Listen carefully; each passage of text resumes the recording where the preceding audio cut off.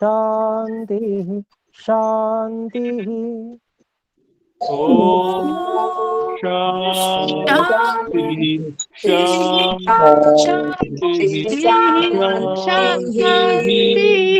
नमो नमः। नमो नमः। ओम। सांख्य दर्शन के प्रथम अध्याय के 68 सूत्रों को हम पढ़ चुके हैं। यहाँ तक हम में से कोई यदि कुछ पूछना चाहें, किसी प्रकार की शंका हो तो पूछ सकते हैं।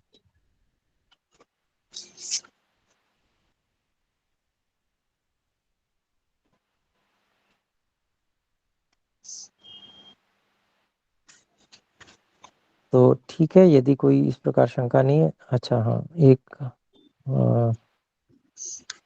आप जिन्होंने भी हाथ, जी बोले बोले। आचार्य जी नमो नमः। नमो नमः। ये पहले ही शायद 19वें सूत्र में ही प्रकृति का परतंत्र होने से उसको उसका बंधन नहीं होगा, ऐसा करके उसको निरस्त कर दिया था। और फिर आगे जाके ये प्रकृति और उसके संबंधी इतना विवेचन सब हो रहा है। तो पहले एक तो यह है कि वो प्रकृति परतंत्र है, इसका क्या अर्थ है, और उसका अगर पहले निराकरण कर ही दिया है तो फिर उसके बारे में आगे विवेचन क्यों चल रहा है। धन्यवाद आचार्य जी। जी धन्यवाद जी। आपने ये जो शंका उठाई है, इसके बारे में हमें इस प्रकार से समझना चाहिए कि जो प्रकृति 18वें सूत्र में कह रहे हैं कि ऐसा भी नहीं हो सकता कि प्रकृति जो है वो आके बांध ले जीवात्मा को, क्योंकि वो परतंत्र है, तो स्वयं नहीं बांधती।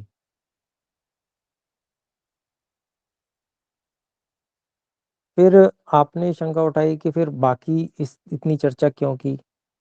तो चर्चा इसलिए की कि बंधन तो होता है, प्रकृति नहीं बांधती, पुरुष स्वयं भी नहीं बंधना चाहता, पर बंधन तो होता है। तो आखिर कारण क्या है, वो उस कारण की खोज तो करनी पड़ेगी। अगर वो कारण नहीं खोजेंगे तो फिर उस बंधन से मुक्ति कैसे होगी। तो उसी का सारा आगे उसकी चर्चा करते हैं। तो उसमें अंत में जाके फिर जो 51वां सूत्र है शायद, एक मिनट,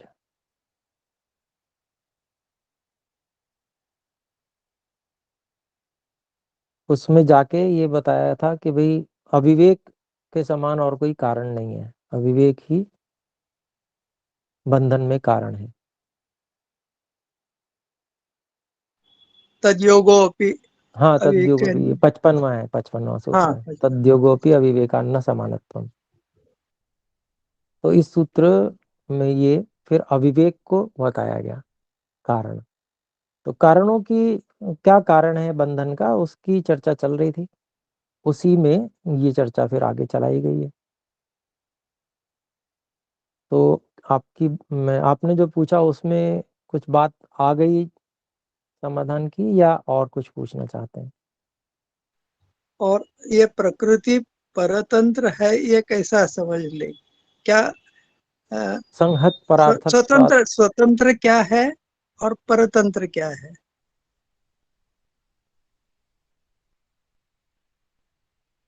पहली बात तो कि प्रकृति परतंत्र कैसे है, ये प्रश्न हुआ। तो आपने कहा तो उसका एक नियम बताया गया कि जो संघात वस्तु होती है वो दूसरे के लिए होती है, ये एक नियम है। तो जो दूसरे के लिए होता है वो आ,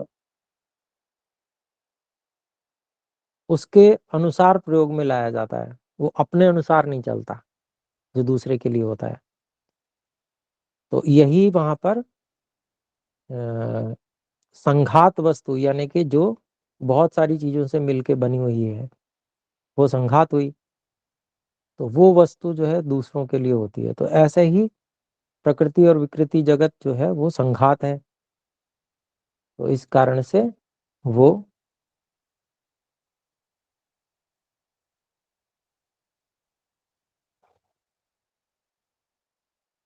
तो इस कारण से वो जो संघात है तो वो दूसरे के लिए है। फिर दूसरी आपने बात कही कि परतंत्र और स्वतंत्र क्या है। स्वतंत्र वो है जो आ, अपने अनुसार कार्य कर सकता है या जो अपने लिए कोई कार्य करता है। और परतंत्र वो है जिसका अपने लिए कोई प्रयोजन नहीं है, दूसरे के लिए है वो। धन्यवाद आचार्य। धन्यवाद जी। जी, और भी एक हाथ खड़ा हुआ है, पूछ सकते हैं अनम्यूट करके। जी गुरु जी, मैं ये जानना चाहती हूँ कि यदि ये परिभाषा है स्वतंत्र और परितंत्र की, तो पुरुष भी स्वयं में स्वतंत्र नहीं है, क्योंकि वो अपने आप में तो कुछ नहीं कर सकता है। वो प्रकृति के सहयोग से ही 25 तत्व उत्पन्न होते हैं। जी, प्रयोजनता की बात है, अपने लिए प्रयोजन होना और प्रयोजन दूसरे के लिए होना, यहाँ पर हम स्वतंत्र और परतंत्र इस रूप में कह रहे हैं। तो इस उत्पन्न करने में या इस संघात में या इस विकृति में कहीं भी पुरुष का स्वयं का प्रयोजन तो नहीं है। जी, प्रकृति ही उत्पन्न कर चंचला है, वो कुछ परिवर्तनशील है, तो पुरुष के संयोग से वो परिवर्तन कर पाती है। पर पुरुष स्वयं में तो ये संयोग या नई विकृतियों को नहीं चाहता है।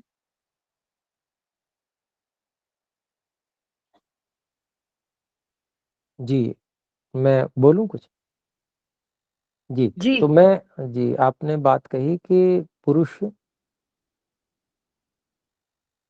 का प्रयोजन नहीं है, तो मैं तो सहमत नहीं हूँ इस बात से। पुरुष का तो प्रयोजन है सारा, और बल्कि प्रकृति का स्वयं के लिए कोई प्रयोजन नहीं है, ये बात तो हम समझ सकते हैं इस बात को। प्रकृति का निर्माण जो है वह, अब पुरुष जो है उसमें जो एक सर्वशक्तिमान पुरुष है, जो पुरुष विशेष है, परमात्मा है, वो प्रकृति का, और प्रकृति से बना सारा जगत जो है, प्रकृति, मूल प्रकृति तो अविनाशी है और अनादि भी है, कभी उत्पन्न नहीं होती। लेकिन जो बाकी सारा जगत है उसको बनाता है परमात्मा, जो पुरुष विशेष है। लेकिन ये और इच्छा तो प्रकृति की होती है ना, क्योंकि इस बनाने के जो गुण हैं वो प्रकृति में है, पुरुष में नहीं है। पुरुष खाली बीज प्रदपिता है। देखिए, आपने या मैं इच्छा की गलत बात हूँ? की, इच्छा की बात की, तो प्रकृति में तो इच्छा हो नहीं सकती। जड़ जड़ वस्तु तो इच्छा नहीं करती है, इच्छा गुण ही नहीं होता है जड़ वस्तु में, तो प्रकृति की इच्छा तो हो नहीं सकती है। ईश्वर सब जीवों पर परोपकार करने के लिए प्रकृति को विकृति रूप में, संसार रूप में बनाते हैं, और उसमें प्रयोजन जीवों का होता है, कर्मफल भोग का, और तीन दुखों से सर्वथा छूटने के लिए, ये भी प्रयोजन, मोक्ष जिसे कहते हैं, मुक्ति। तो ये जी धर्म अर्थ काम मोक्ष, ये जीव के प्रयोजन है। और इन प्रयोजनों को सिद्ध करने के लिए ईश्वर ने उस प्रकृति को, जो पुरुष विशेष है, उसने उस प्रकृति को विकृति रूप में, संसार रूप में बनाया है। तो जी इस गुरु जी, प्रकार से धन्यवाद। समझेंगे। धन्यवाद जी। एक और हाथ खड़ा है, तो कृपया बोलें। नमस्ते आचार्य जी। जी नमस्ते। जी आचार्य जी, ये 58 वाला सूत्र था, वांग मात्रम ना तू तत्वम चित्त स्थिति। तो इसमें ये ब्रह्म मुनि जी का कहना था, जी ब्रह्म मुनि जी का कहना था कि मतलब अविवेक जो है वो चित्त में रहता है, अंतःकरण में, आत्मा में नहीं होता है। और इस पर विवेकानंद जी ने, आचार्य विवेकानंद परिव्राजक जी जो हैं, उन्होंने इस पे मतलब टिप्पणी की, उनका कहना है कि अविवेक जो है वो आत्मा में ही होता है, आत्मा की ज्ञान आत्मा का विषय है, चित्त का नहीं है, तो चित्त में कैसे रह सकता है? चित्त तो जड़ है और आत्मा चेतन है, तो ज्ञान जो है वो चेतन का विषय है, ना कि जड़ का है। तो ये सच्ची, मतलब इस सूत्र में है क्या, वास्तव में क्या है कि अविवेक कहाँ रहता है, चित्त में या आत्मा में? जी, बहुत अच्छा प्रश्न है जी आपने किया, धन्यवाद प्रीति जी। देखिए, हमको समझना है, जैसे पुस्तक होती हैं, तो पुस्तक में ज्ञान होता है कहते हैं, पर वास्तव में क्या होता है? वास्तव में वहां ज्ञान नहीं होता, बल्कि संकेत मात्र होते हैं। काले अक्षरों को हम क्या कह सकते हैं? उसको ज्ञान थोड़ी कहेंगे। लेकिन उन अक्षरों के माध्यम से, जो कि हमारे संकेत पहले से सुनिश्चित हैं, उन संकेतों के माध्यम से हम कुछ जान लेते हैं। तो वो ज्ञान का उद्बोधन कहाँ हो रहा है? हमारे अंदर हो रहा है। कि किसी तरह से जो चित्त है, वहां पर संकेत हैं, संस्कार हैं। उन संस्कारों से हम प्रभावित हो रहे हैं, उन संस्कारों से हम कुछ जान रहे हैं। तो वो जो ज्ञान है वो तो हमारे अंदर ही है। इस रूप में इसको समझना चाहिए। अब बाकी बात आई अविवेक की, तो अविवेक और विवेक, ये दोनों ही चीजें समझने योग्य हैं। इनको यदि हम गहराई से उसको देखेंगे, समझने का प्रयास करेंगे, तो वो हमें समझ में आएगा वास्तव में ये है क्या। ज्ञान जो है, तत्व ज्ञान, वो किसी भी बात का सही क्रम है, और अविवेक क्या है? उस ही बात का बिगड़ा हुआ क्रम है। कल्पना कीजिए, हम अविवेक, जो योग दर्शन के अनुसार जो अविद्या बताई, उसमें क्या क्या है? अनित्य को नित्य मानना, यह अविद्या है, ये अविवेक है। अब इसी का जो सही क्रम है वो क्या है? अभी हम विपरीत क्रम देख रहे हैं, अविवेक देख रहे हैं। अनित्य को नित्य मानना और नित्य को अनित्य मानना, यह अविवेक है। हम केवल क्रम बदल देंगे। जहां हमने अनित्य रखा हुआ था, उसको हटा के दूसरी जगह नित्य और अनित्य को आपस में बदल दिया हमने केवल। अब क्या हो गया? नित्य को नित्य मानना और अनित्य को अनित्य मानना, यह क्या है? विवेक है। तो क्या अंतर आया? तो ये अंतर आया कि हमने केवल एक व्यवस्था में बदलाव किया। ज्ञान को सुंदर सही व्यवस्था में हमने हम उसको सही व्यवस्था में ले आए, जो गलत व्यवस्था में था। है ना? इतना ही तो काम किया हमने। जी। तो यह जो विवेक और अविवेक है, दोनों ही ज्ञान है, जो कि अनुभव कौन करता है? आत्मा करता है। तो ये कोई ऐसी चीज नहीं है कि कहीं रह रही है। ज्ञान तो एक जो जीवात्मा का गुण है, तो इसको समझना है, इस तरह से समझना है कि ये कोई ऐसी चीज नहीं है कि कोई अलग से हो। मतलब ज्ञान ही आत्मा है, आत्मा ही ज्ञान है, अनुभव ही ज्ञान है। ठीक है? तो इसका कोई ऐसा ज्ञान जो है वो ऐसा प्रकार नहीं है कि ये ऐसा प्रकार या वैसा प्रकार, ये तो ज्ञान है। हमने चित्त में संस्कारों को देखा और उसको उन संस्कारों के आधार पे हमने विपरीत निर्णय कर लिया, यही अविवेक है। और हमने उसी उन्हीं संस्कारों को बदल दिया अपने पुरुषार्थ से, ईश्वर की कृपा से, और हम उसको सही क्रम में लेके आ गए। सब जगह हमने ऐसा कर लिया, सुनिश्चय कर लिया, दृढ़ निश्चय कर लिया। तो अब यही क्या है, अब ये हमें बिल्कुल सही क्रम में वो अनुभव हो रहा है, वो सही अनुभव हो रहा है, ये ज्ञान है। तो ज्ञान तो हमारे अंदर ही है, ज्ञान नहीं है चित्त में, ज्ञान हो ही नहीं सकता, वो तो जी, संकेत मात्र है। चित्त चित्त जो है माध्यम है आत्मा तक ज्ञान पहुंचाने का। हाँ, तो ये बातें जो कही जा रही हैं और जो स्वामी जी कह रहे हैं, तो उसको समझने की आवश्यकता है। दोनों स्वामी जी, मतलब स्वामी ब्रह्मनि जी और स्वामी विवेकानंद जी। तो अगर हम स्वामी ब्रह्मनि जी को भी समझने का प्रयास करेंगे तो थोड़ा सा हमें कोशिश करनी पड़ेगी, पर हम उसको सही समझ सकते हैं। पर वो सामान्य रूप से स्वामी जी ने उसको ऐसा इसलिए लिखा है, स्वामी विवेकानंद जी ने, कि सामान्य रूप से व्यक्ति देखता है तो वो इतनी गहराई में नहीं समझ पाता है, इस दृष्टि से उसको भ्रांति ना हो, इस दृष्टि से स्वामी जी ने वहाँ स्पष्टीकरण किया, स्वामी विवेकानंद जी ने, जो हमारे गुरु जी हैं, वो हमको उन्होंने ही जी बैठ के पढ़ाया है। उनके सानिध्य का अवसर, सौभाग्य, सुअवसर हमें मिला। तो जी जी उन्होंने बहुत अच्छे से, वो बहुत बहुत बहुत ही बढ़िया ढंग से बताते हैं, पढ़ाते हैं, बहुत ही एकदम, बहुत ही ज्यादा स्पष्टीकरण कर देते हैं, एक एक चीज को बिल्कुल खोल के बताते हैं। तो मैंने थोड़ा सा प्रयास किया, हो सकता है आपको कुछ समझ में इसमें आया हो। जी अविवेक और जी विवेक को हम अगर ठीक से मैं समझ भी जाएंगे। विवेकानंद जी को सुन लेती हूँ, तो जी जी। मुझे बहुत अच्छा लगता है उनका, वो बहुत ही टू द पॉइंट पढ़ाते हैं, एक एक चीज हाँ को जी। बहुत जी क्लियर जी। होता है उनका जो बताते हैं। जी तो जी, मैं अवसर आपका मिले तो आप जरूर जो वीडियो हैं वो देखने चाहिए उनके। जी जी मैं सभी आपका सभी। सुनने के बाद एक बारी उनका भी सुन लेती हूँ, जी तो जी बहुत बिल्कुल। क्लियर हो जाती है चीज, बिल्कुल बिल्कुल। दो तो जगह बहुत सुन अच्छा, लेने के बाद।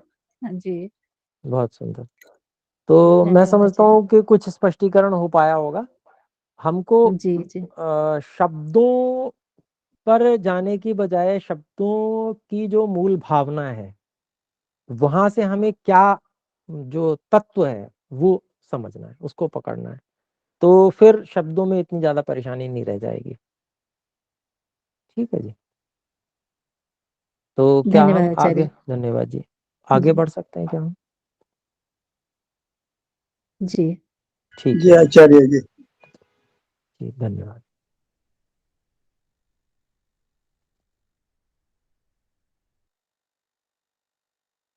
तो 68वें सूत्र को हम कर चुके हैं, 69वें सूत्र को हम देखते हैं।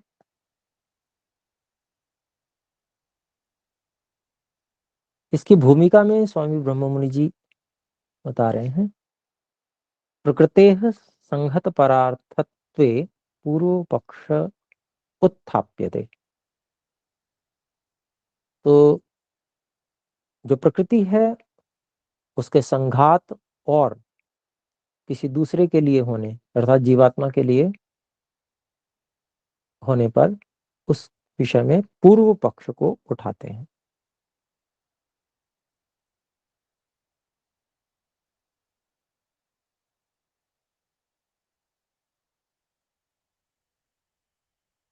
और सूत्र है समानः प्रकृतेः द्वयोः, समानः प्रकृतेर्द्वयोः। तो इसका अभिप्राय ये हुआ, पूर्व पक्षी कहता है कि जब प्रकृति परार्थ है, दूसरे के लिए है, तो पर में सभी जीव आ गए, चाहे वो मुक्त हो, चाहे वो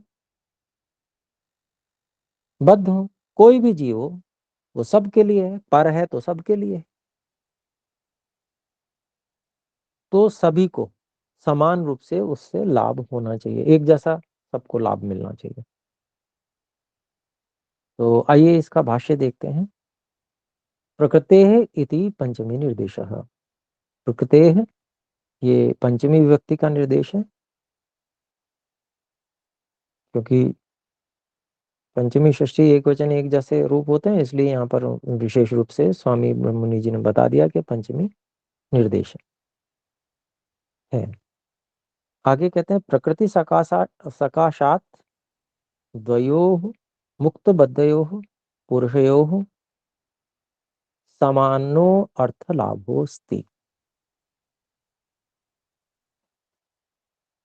तो प्रकृति के पास से दोनों मुक्त और बद्ध दोनों पुरुषों को जो समान प्रयोजन का लाभ है। प्रकृति ही परार्था, पुरुषार्था। प्रकृति दूसरे के लिए है, पुरुष के लिए है। तच्च तच्चेदम उक्तम एव अनंतर सूत्रे। तच्च इदम उक्तम एव अनंतर सूत्रे। तो बात यह जो बात है वह अगले सूत्र में कही भी गई है। संघत परार्थत्वात् पुरुषस्य, ये 66वां सूत्र है। तो पहले वाले सूत्र में कही गई है ये बात। तथैव योग दर्शने अपि परार्थम संहत्यकारित्वात्। तो योग दर्शन में भी यह बात कही गई है कि जो प्रकृति है वो दूसरे के लिए है, अर्थात पुरुष के लिए है, संघात होने के कारण से।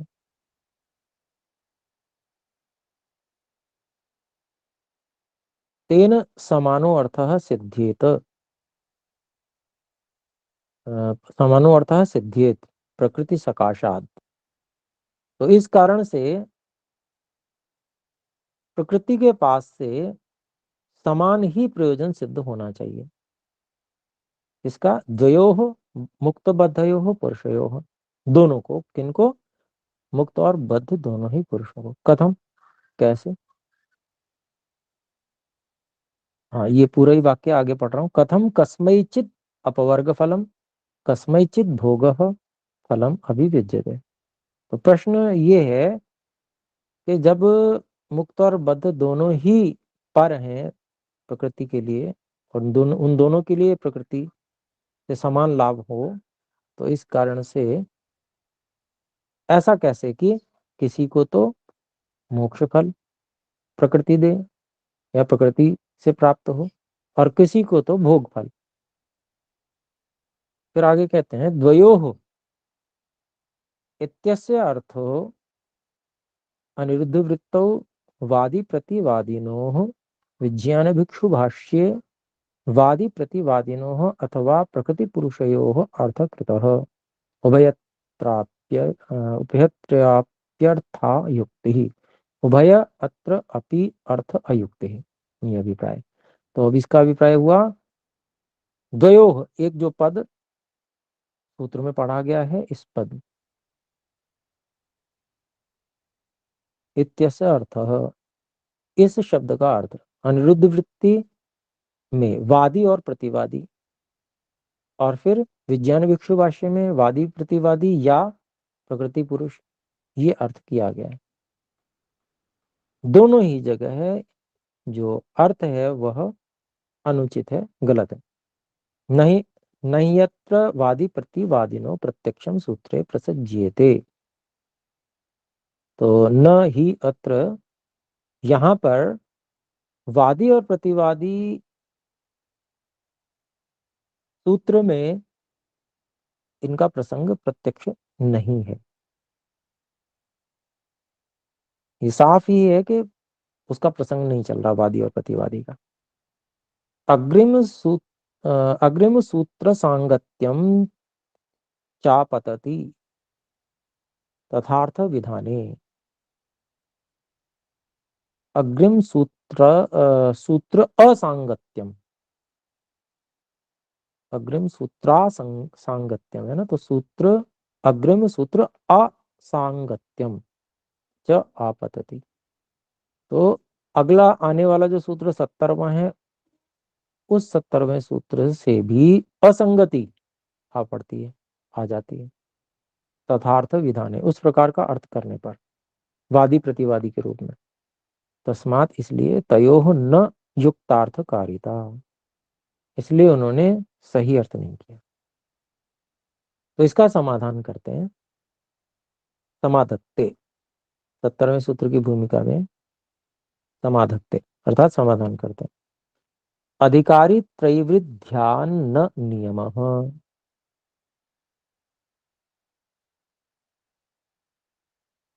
तो अधिकारी, जीवात्माओं में जो जीव होते हैं उनमें जो अधिकारी हैं, फल पाने के अधिकारी, मोक्ष आदि फल होते हैं, तो ऐसे फल पाने वाले अधिकारियों के 3 प्रकार के होने से ऐसा नियम नहीं है कि सबको एक जैसा ही फल मिले, न नियम।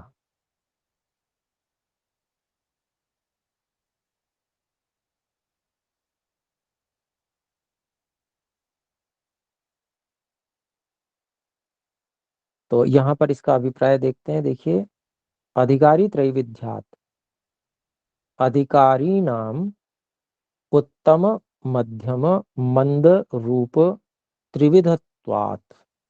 तो अधिकारियों के उत्तम मध्यम और मंद, इन रूप में 3 प्रकार का होने से न नियम, सूत्रस्थ पद है, समानार्थ साधनस्य नियमो न भवति।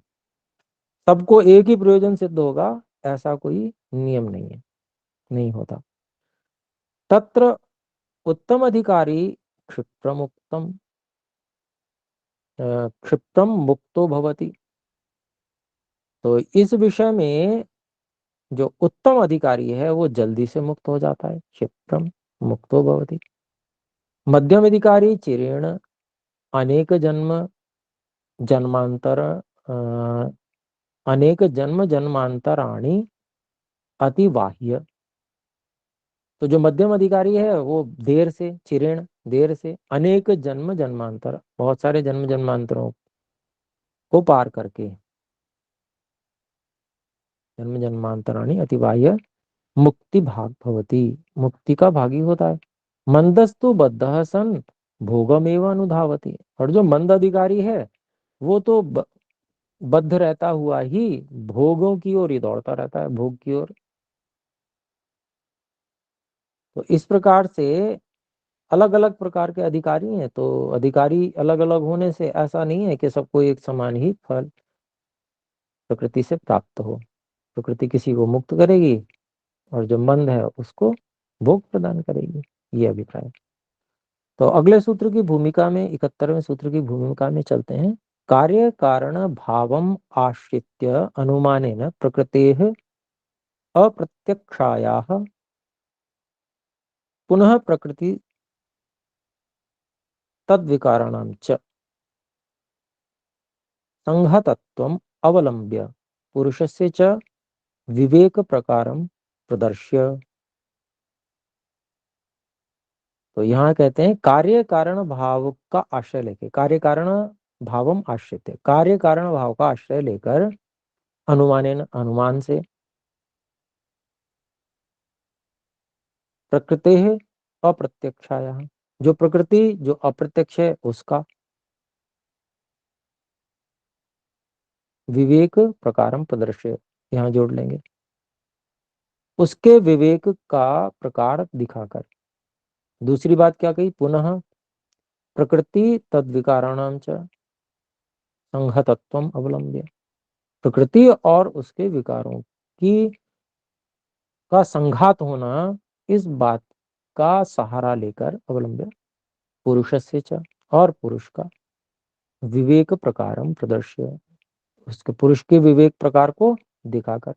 इदानीम प्रकृतेः पूर्वापर कार्यक्रमम आह। अब प्रकृति का पूर्व पर कौन किससे पहले है ये कार्यक्रम कहते हैं, इसके बारे में कहते हैं। तो अगला सूत्र 71वां सूत्र, महदाख्यम आद्यम कार्यम तन्मनः। तो जो प्रकृति है, मूल प्रकृति, उसका महत नाम का सबसे प्रथम कार्य है, और उसको मन भी कहते हैं। मन योनि के पूरे अंतःकरण को भी कभी कभी मन कह दिया जाता है, इसलिए यहाँ पर मन, ये यहाँ पर मन के रूप में भी कहा गया है इसको। है महत्त्व ही, बुद्धि मुख्य है, पहला कार्य बुद्धि है। तो लेकिन जब कई बार पूरे अंतःकरण को कहा जाता है तो उसको इस रूप में कह दिया जाता है। कभी कभी बुद्धि को भी मन के नाम से भी कह देते हैं। लेकिन हमको ये समझना पड़ता है कि भाई यहाँ काम क्या हो रहा है, यहाँ काम हो रहा है निर्णय कराने का। तो फिर हम समझते हैं यहाँ मन शब्द रूप में कहा गया है, वास्तव में बुद्धि के लिए ही कहा जा रहा है। तो जो जिसका जो लक्षण हो उसके अनुसार उसको पहचान लिया जाता है। नाम चाहे कुछ भी प्रयोग के लिए कह दिया जाता है, क्योंकि सभी सूक्ष्म पदार्थ हैं और जीवात्मा के निकट हैं सबसे अधिक। तो और सूक्ष्म साधन है, सामान्य व्यक्ति तो भेद ही नहीं कर पाता इनका। भेद करना भी दूर, समझ में ही नहीं आता कि भी ये भी कोई चीज होती है। तो बड़ा कठिन होता है सामान्य व्यक्ति के लिए। तो इसलिए मोटे रूप में लोगों को समझाने के लिए उसको मन के रूप में कह दिया जाता है। महदाख्यम आद्यम कार्यम, इसका भाष्य देखते हैं। प्रकृते महान इति उत्तम, जो सूत्र कहा था प्रकृति से महत तत्व बनता है, वहां पर सबसे पहले इति उत्तम ऐसा कहा गया। तन महदाख्यम प्रकृति आद्यम कार्यम अस्ति, वह महत नाम का प्रकृति का पहला कार्य है। तन्मनः तच्च सामष्टिकम मनो मनन साधनम अध्यवसायात्मकम अंतःकरणम। तो यहाँ जो सामष्टिकम है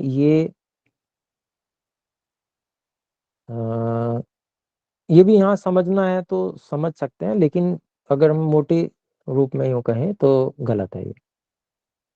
इसको कई लोग ऐसा समझ लेते हैं सामष्टिकम का मतलब सबका एक ही है। सबका एक ही है तो मतलब वो व्यापक है, ऐसा अभिप्राय यहाँ नहीं है। सामष्टिकम का मतलब ये हुआ कि महद महत तत्व वस्तु वस्तु में व्यापक है। जैसे प्रकृति सत्वरजतम व्यापक है, ऐसे महत तत्व क्योंकि पहला कार्य है और उसी से बाकी सब कुछ बना हुआ है। महत तत्व से ही अहंकार बना, फिर अहंकार से बाकी चीजों की सबकी उत्पत्ति हुई है, फिर अहंकार से सूक्ष्म भूत हुए हैं, सूक्ष्म भूत से स्थूल भूत बने हैं, स्थूल भूत से फिर जाके सारा संसार बने। तो ये सब हम पीछे देख आए थे क्रम, लेकिन क्योंकि महत तत्व सर्वत्र व्यापक है इसलिए यहाँ पर सामष्टिकम इस रूप में लिखा है। इस रूप में नहीं लिखा है कि जो बुद्धि जो है वो सब इस प्रकार से व्यापक है। बुद्धि के साधन रूप में भी वो अलग अलग नहीं है, ऐसा नहीं है।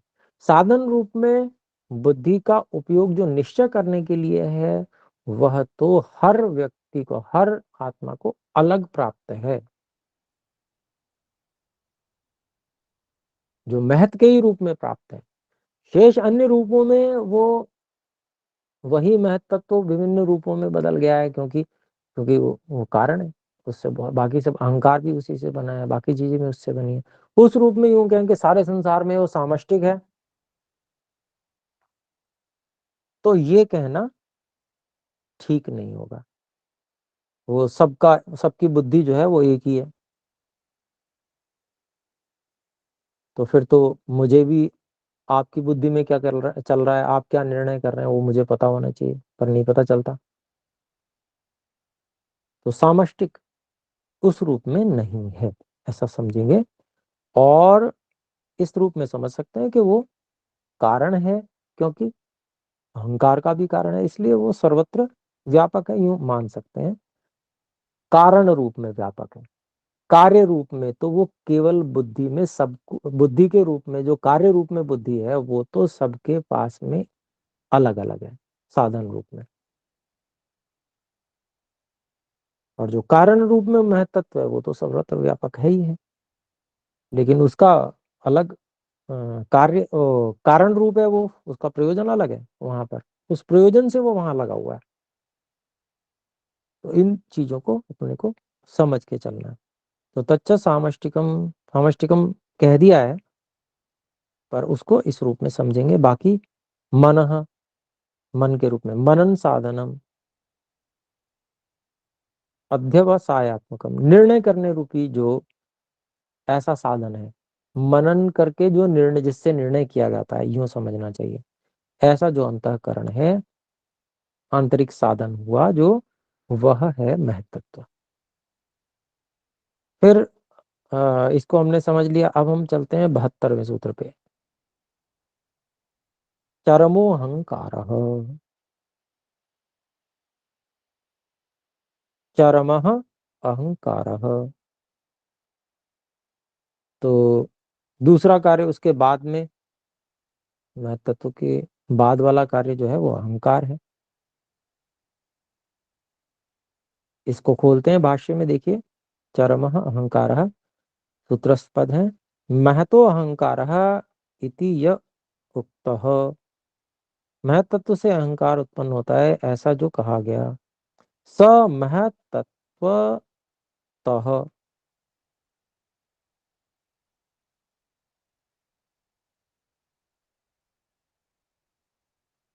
चरम तत्पश्चात भूतः।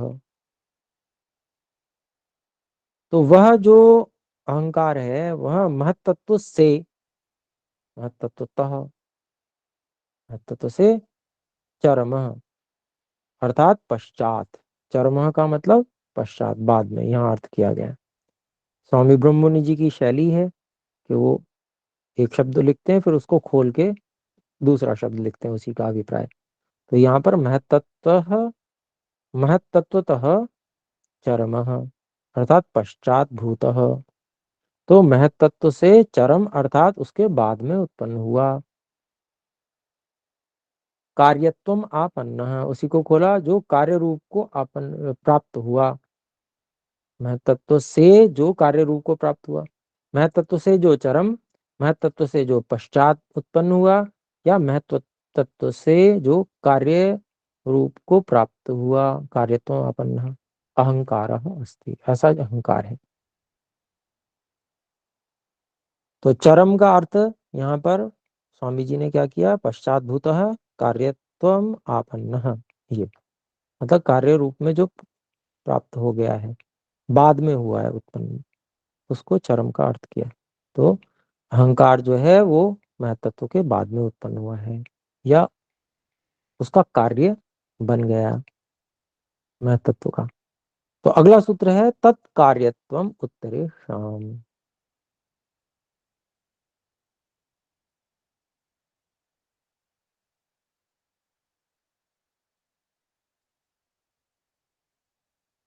तत्कार्यत्वम उत्तरेषाम्। तो जो अहंकार की चर्चा हुई, अहंकार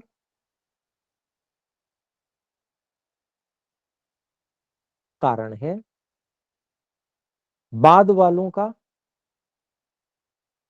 अहंकार का कार्यपन है, ऐसा समझना चाहिए। मतलब बाद वाले अहंकार से जो बाद में उत्पन्न हुए हैं, जैसे मन और इंद्रियां और सूक्ष्मभूत, ये सब। तो ये सब क्या है, इनमें कार्यत्व किसका है? कार्यत्व कारण अहंकार का कार्यत्व। तो इसका भाष्य देखते हैं। भाष्य में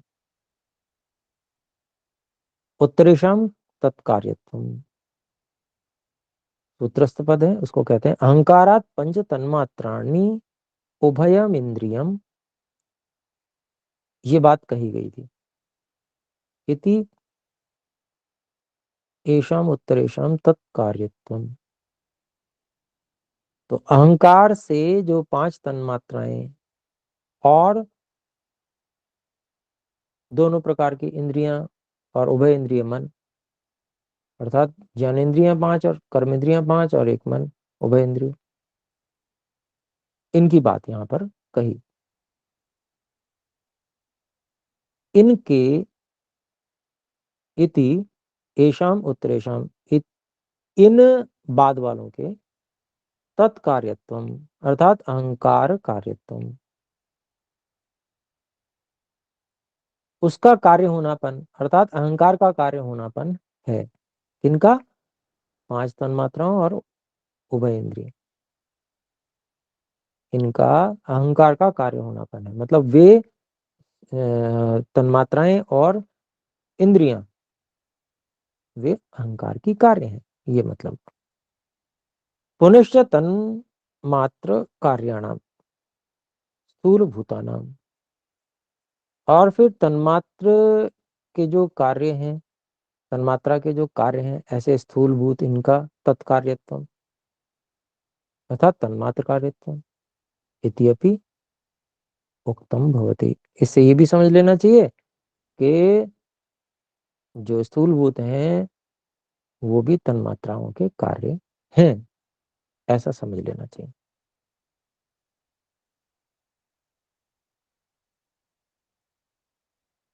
तो अगले सूत्र पे चलते हैं। 74वां सूत्र है तद अत्र। तो यहाँ पर इसके विषय में आगे बात करते हैं।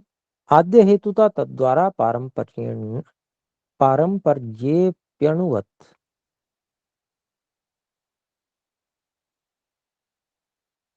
आद्य हेतुता तद्वारा पारंपर्ये अपि अणुवत्। तो कार्य की परंपरा होने पर भी, पारंपर्य कार्य की परंपरा होने पर भी कार्य कारण प्रवाह के द्वारा आद्य हेतुता, जो आदि हेतुता है वो तो प्रकृति की ही है। उदाहरण किसका दिया? अणुवत, अणु के समान।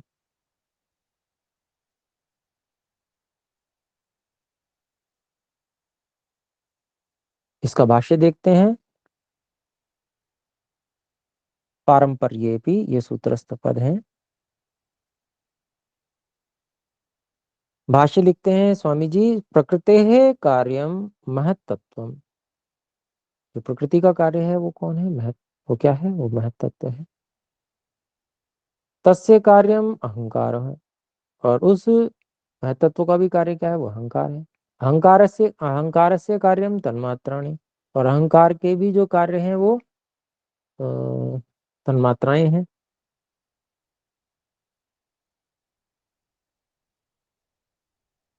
तो अहंकार के भी जो कार्य है वो तन्मात्राएं हैं। फिर तन्मात्राणाम कार्याणि स्थूलभूतानि, और तन्मात्राओं के कार्य क्या हैं? स्थूलभूत हैं। इति कार्य पारंपर्य भी, इस प्रकार से कार्यों की परंपरा होने पर भी तद द्वारा आद्य हेतुता, सूत्रस्थ पद है। उक्त कार्य कारण प्रवाह द्वारा आद्य हेतुता, कहे गए जो कहा गया जो कार्य कारण प्रवाह है उसके द्वारा जो आदि हेतुता है, मतलब सबसे पहले वाला जो कारण है, उसी को खोलते हैं, आद्य को खोलते हैं। आदौ भव आद्य, जो बिल्कुल आरंभ में होता है उसी को आद्य कहा जाता है। आद्यश्च हेतु, आद्य हेतु, और जो आद्य मतलब आदि में भी है और हेतु भी है, कारण भी है, सबसे शुरू में भी है और कारण भी है, तो वो क्या है? वो आद्य हेतु है। तस्य भावः, उसका भी भाव, उसका होना, यानी कि आद्य हेतुता, अर्थात उसी को खोला प्राथमिक कारणता। तो ये शब्द को खोला है, शब्द का अभिप्राय क्या है वो बता रहे हैं स्वामी जी। तो अणुवत, अणु के समान सूत्रस्थ पद है, और आगे खोलते भी हैं। अणुवत विज्ञेया, अणु के समान जानना चाहिए। अन्वेष्या, उसी विज्ञेय को अन्वेष्या, उसी को खोल दिया। अणु के समान उसको समझना चाहिए। यथा कस्यचिन महत् परिमाणवतः कार्यवस्तुनो घटादिकस्य कारणतायाम अणुः तस्य अत्यंत सूक्ष्म भाग आद्य कारणम भवति। तो यथा, जैसे किसी कस्यचित महत् परिमाण होता है, बहुत बड़े आकार वाली कार्य वस्तु का उदाहरण ले लिया, घटादिक से, घड़े आदि का। घड़े आदि के कारणतायाम, कारणता में अणु तस्य अत्यंत सूक्ष्म भाग है। उसकी कारणता में जो अणु है वो सबसे बहुत सूक्ष्म भाग है। और हम यूं मोटी दृष्टि से कहते हैं तो आद्यम कारणम भवति, वो ही उसका अणु ही उसका आदि कारण माना जाए। अगर हम वहीं तक देख रहे हैं मान लीजिए तो, और पीछे देख रहे हैं तो फिर वही आदि कारणता वहीं आ जाएगी। उदाहरण लेते हैं जो मोटी चीज होती है उसका, तो मोटी चीज में जो अणु है वो उसका सूक्ष्मतम कारण है, ऐसा मोटी दृष्टि देखेंगे तो इसीलिए वो उदाहरण बन गया। जो स्थूल चीज होती है वही उदाहरण बनती है, जो समझ में आ जाए आसानी से। तो यही बात यहाँ कही कि जो बहुत बड़े परिमाण वाली, बहुत बड़े आकार वाली कोई कार्य वस्तु है, जैसे घड़े आदि है, बड़ा सा घड़ा है, उसकी कारणता में अणु जो है वो उसका अत्यंत सूक्ष्म भाग अर्थात आदि कारण, उसका आदि कारणता का भागी होता है अणु। तथैवत्रापि निर्णयतव्य, वैसे ही यहाँ पर भी निर्णय कर लेना चाहिए। आद्य कारणताया आद्य कारणता यदतः परम किम सूक्ष्मम, तो यहाँ पर भी आद्य कारणता का निर्णय कर लेना चाहिए। क्या? कि यद अतः परम किम सूक्ष्म, इससे और क्या सूक्ष्म है। पुनः ततः परम किम, फिर उससे भी सूक्ष्म क्या है। इति प्रातिलुम्बेन, इस प्रकार से उल्टे क्रम से हम आदि कारणता को खोजते हुए प्रकृति तक पहुंच सकते हैं, ये अभिप्राय है।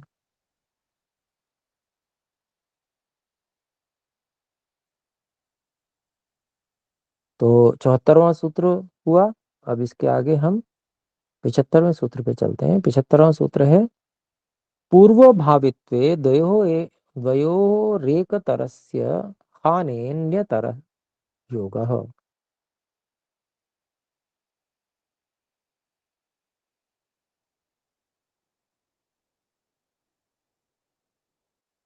पूर्व भावित्वे द्वयोः एकतरस्य हाने अन्यतर योगः।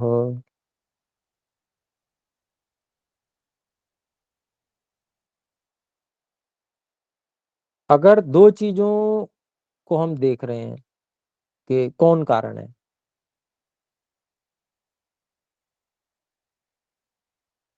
और उनमें से एक चीज असिद्ध हो जाती है कि ये तो कारण नहीं है,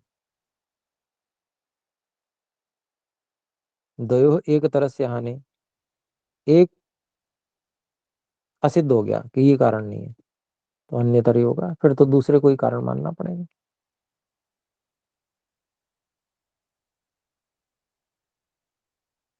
जो पहले से विद्यमान है, पूर्व भावित्व मतलब पहले से विद्यमान दो वस्तुएं हमें दिख रही हैं, उनमें से एक के विषय में ये निश्चय हो गया कि ये तो नहीं हो सकता कारण, पता चल गया, तो फिर मतलब दूसरा ही वाला है कारण, ये अभिप्राय। तो इसका भाष्य देखते हैं। द्वयोः पूर्व भावित्व प्रकृति पुरुषयोः अखिल कार्यात् पूर्व सत्तावत्वे सति, संपूर्ण कार्य जगत के उत्पन्न होने से पहले प्रकृति और पुरुष, प्रकृति पुरुषयोः प्रकृति और पुरुष इन दोनों के अखिल कार्यात संपूर्ण कार्य जगत से पूर्व सत्तावत्वे पहले सत्तावान होने से, सत्तावान होने पर पूर्व सत्तावत्वे सति, यानी कि संपूर्ण जगत जब नहीं था उससे भी पहले प्रकृति और पुरुष जो दोनों थे, एक तरह से हानि सूत्रस्थ पद है। फिर आगे कहते हैं एक तरस्य एकस्य चिद आद्य हेतुता हानि, एक तरह से अर्थात एक एकस्य चिद आद्य हेतुता हानि, मतलब उन दोनों में से किसी एक की आदि कारणता असिद्ध हो जाने पर, प्राथमिक कारणत्व असिद्ध हो, प्राथमिक कारण मूल कारण ता असिद्ध होने पर अन्यतर योग तद भिन्न से आद्य हेतुता योग, उससे जो भिन्न है उसकी मूल कारणता का योग समझना चाहिए। उसी को आगे बोलते हैं प्राथमिक कारणत्व योगो विज्ञेय, उसी को प्राथमिक कारण समझना चाहिए। मतलब वो उसका योग हो गया प्राथमिक कारणता से, उसी का होगा कोई योग। तत्र पुरुषे न पारंपर्येण अणुत्वम अस्ति। पुरुष में जो है परंपरा से अणुत्व नहीं है। यथा योग दर्शनस्य व्यास भाष्ये सूचितम, जैसा योग दर्शन के व्यास भाष्य में भी कहा गया है। पार्थिवस्य अणोः गंध तन्मात्रम सूक्ष्मो विषयः, आप्यस्य रसतन्मात्रम तेजस्य रूप तन्मात्रम, वायव्यस्य स्पर्श तन्मात्रम, आकाशस्य शब्द तन्मात्रम इति। यहाँ कहते हैं कि पार्थिव अणु का जो गंध तन्मात्रा है वो सूक्ष्म विषय है, यानी कि वो सूक्ष्म कारण है। और जो जलीय अणु है उसका जो रस तन्मात्रा सूक्ष्म कारण है। ऐसे ही अग्नि जो है उसका रूप तन्मात्रा सूक्ष्म कारण है। ऐसे ही वायु जो है उसका स्पर्श तन्मात्रा सूक्ष्म कारण है। आकाशस्य शब्द तन्मात्रा तन्मात्रम इति। और आकाश का जो परमाणु है या अणु है उसका शब्द तन्मात्रा सूक्ष्म विषय है।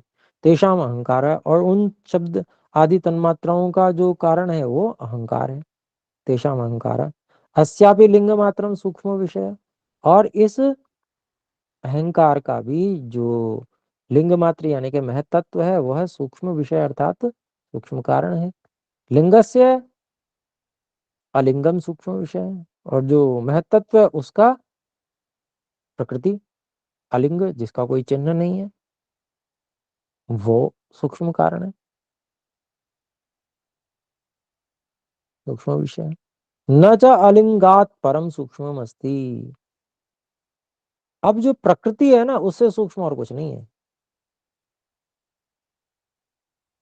यथा लिंगात परम अलिंगस्य सूक्ष्मम, जैसे महतत्व से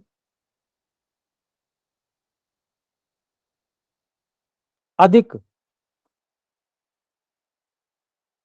प्रकृति की सूक्ष्मता है, जैसी सूक्ष्मता महतत्व से भी अधिक प्रकृति की सूक्ष्मता है, न च एवं पुरुष से, इस प्रकार ऐसी सूक्ष्मता पुरुष की सूक्ष्मता नहीं है।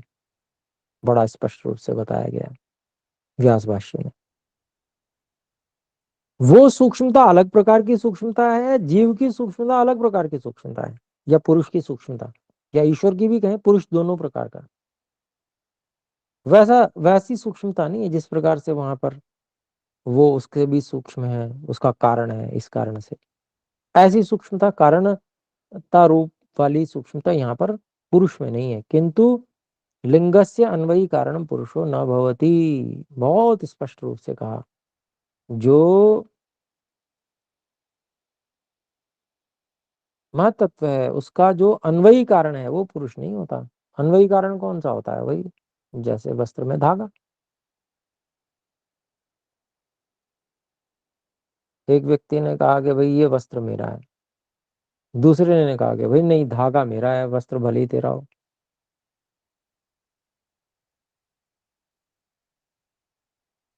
तो उसने कहा कि भाई ठीक है मैं अपना धागा इसमें से सारा ले जाता हूँ, वस्त्र तुम रख लो अपने पास। उसके पास क्या बचेगा? कुछ भी नहीं बचेगा, क्योंकि धागा तो सारा निकाल ले गया उसमें से अपना। जब धागा ही नहीं रहा तो वस्त्र कहाँ बचेगा? धागों से ही तो बुना हुआ वस्त्र था। तो मैंने उदाहरण के लिए ऐसे कह दिया, जैसे वो अन्वयी कारण है धागा वस्त्र का,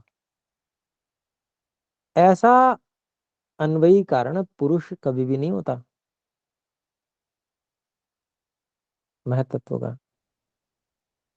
अतः प्रधाने सौक्ष्म्यम निरतिशयम व्याख्यातम, इसलिए जो प्रकृति है उसमें सबसे अधिक सूक्ष्मता प्राकृतिक वस्तुओं की दृष्टि से जो सूक्ष्मता है वो सबसे अधिक सूक्ष्मता प्रकृति में ही व्याख्यात है। तस्माद अखिल कार्य जाते प्रकृते आद्य हेतुता, इसलिए संपूर्ण कार्य जगत जो भी कुछ है, जो भी उत्पन्न हुआ हुआ कार्य है, उसमें जो आदि हेतुता है, सबसे मूल कारणता है वह प्रकृति की ही है। प्राथमिक कारणता इति गतम, ये बात सिद्ध हो गई, ये बात समझ में आ गई कि प्राथमिक कारणता जो है वो प्रकृति की है।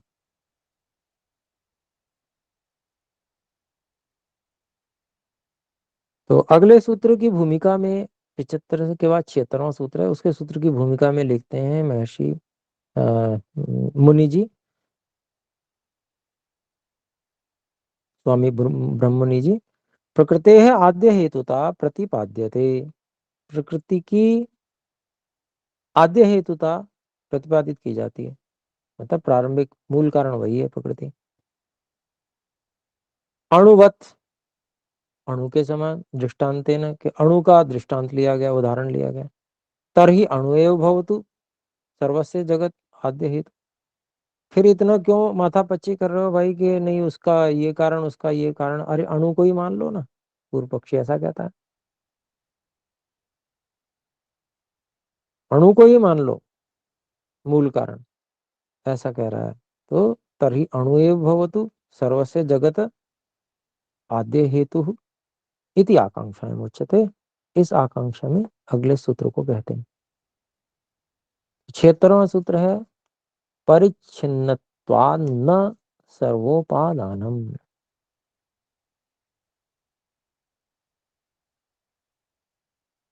तो परिच्छिन्नत्वात्, एक देशी होने से, एक देशी है क्योंकि, इसलिए जो अणु है वो सबका उपादान कारण मूल कारण नहीं हो सकता।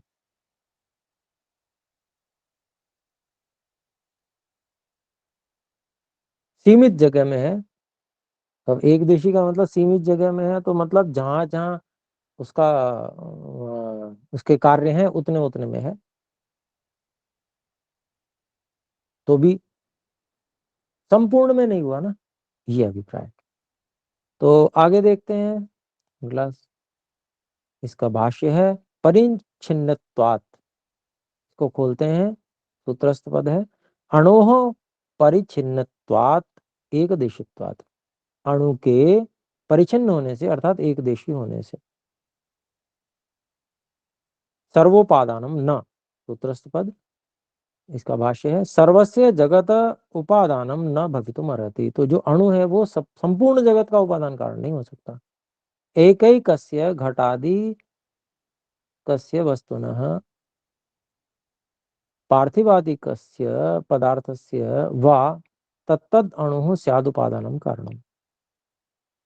तो एक एक घड़े आदि जो वस्तुएं हैं, पार्थिव का पार्थिव अणु उपादान कारण हो जाएगा। तो उसी के लिए कह रहे हैं कि वह अणु उसका उपादान कारण हो सकता है। पार्थिव का पार्थिव हो गया, जलीय का जलीय अणु हो गया, ऐसे तो हो सकता है। न सर्वेशम वस्तु नाम, सभी वस्तुओं का नहीं, सूक्ष्म वस्तुओं का कैसे हो जाएगा, उससे भी जो सूक्ष्म है।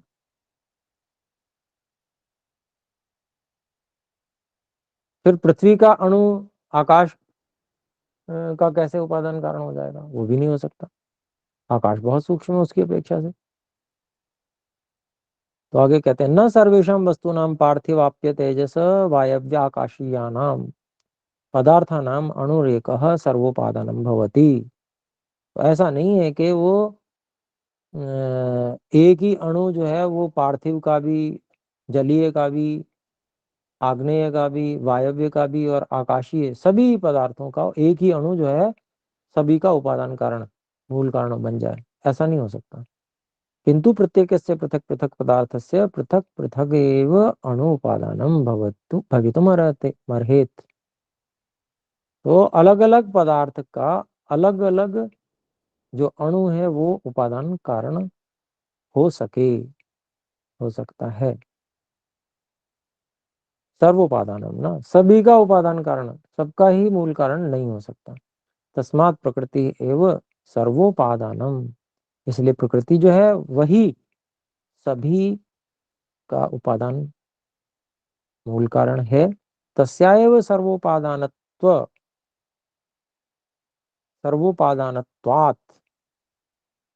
आद्य हेतुता संभव।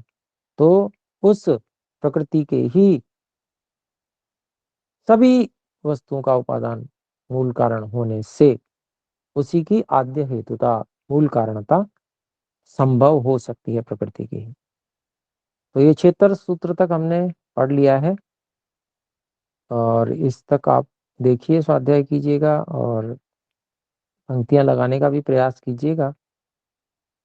तो शेष फिर अगली कक्षा में जो भी कोई शंका हो वो भी रख सकते हैं। आइए एक बार हम मिलकर ओम की ध्वनि करते हैं।